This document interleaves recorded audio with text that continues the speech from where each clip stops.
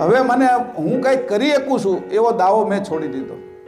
પહેલાં મને એવું થતું હતું યોગ કરી લઉં, ભક્તિ કરી લઉં, તપ કરી લઉં, કાંઈ મારાથી થતું નથી.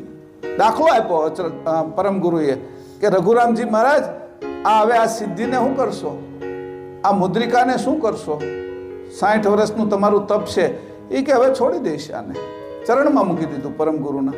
આહા, આ અચરતબાની આગળથી અચરતબાન રઘુરામજી મહારાજને બધા કેવા આગળ થઈ ગયા કે આપને કેવું શીખવાડી ગયા કે તારે હું આ અભિમાનનું કરું. હવે તપનું, જપનું, યોગનું આ બધું જે અભિમાન ઉત્પન્ન થાય છે એના કારણે એ બધું છોડી દઈ ગયા અને પછી નિર્મળ થઈને કર. નકર તો તું કરે છો ને એનું અભિમાન તને આવે. હું 2 ટાઈમ રોજ મંદિરે જાઉં છું, આરતી વગર તો મને હાલે જ નહીં, હું આરતીમાં હોવ જ એમ, એ અભિમાન થઈ જાય. પછી બધાને જે કરતા હોય ને એનું અભિમાન થાય. હું સંધ્યા આરતી કરું છું, પ્રભાતની અંદર મંગલાચરણ કર્યા વગર અથવા મંગળ આરતી કર્યા વગર મને અનુકૂળ જ નથી આવતું, એટલું એનું પછી પાછા આપણે કહેતા રહીને લોકો પાછા વખાણ કરે ને તો પાછા 2 જગ્યાએ ઓર મજા આવે આપણે. આહા, એમ અભિમાન ચડે છે આનું. એને એ અભિમાન વગર કરતા તારે શીખવાનું છે.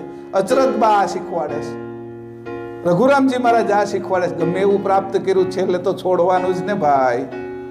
હું એ કે નિરંજન પુરુષ ઉત્પન્ન કરી શકું, આદ્ય શક્તિ ઉત્પન્ન કરી શકું, 3 ગુણ ઉત્પન્ન કરી શકું, કે 5 તત્વોની જે મુદ્રિકા છે એની અંદર આ બધું જ બની જાય અને એક બ્રહ્માંડ ઉત્પન્ન કરી શકું. એવા ઉત્પન્ન કરવાની બ્રહ્માંડની તાકાત હોય છતાં પણ એમ કીધું પરમ ગુરુ આગળ એની ચરણમાં મૂકી દીધું.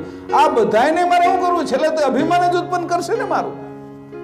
મને અંશે તો નહીં રહેવા દે ને, અંશે થવું છે મારે. નથી સિદ્ધિ જોતી, નથી રિદ્ધિ જોતી. મને મારા કોઈ પતિ છે એ વિષ્ણુ બને તોય મને પોસાય એવું નથી. હવે શંકર થાય, નિરંજન પુરુષે પતિ થાય ને તોય મને પોસાય એવું નથી. હવે તો મારા પતિ એક ચેતનના નિજના ધણી છે, આ ઘાટના નહીં, 6 ઘાટના નહીં, નિજ મારા પોતાના પતિ છે આ. અને હું એની અનન્ય દાસ થઈશું, એની પાછળ વિચરણ કરું છું, એની પાછળ નિવાસ કરું છું. આવી રીતે છે એ 5મી ચોપાઈની અંદર અચરતબા છે એ પ્રાર્થના કરે છે.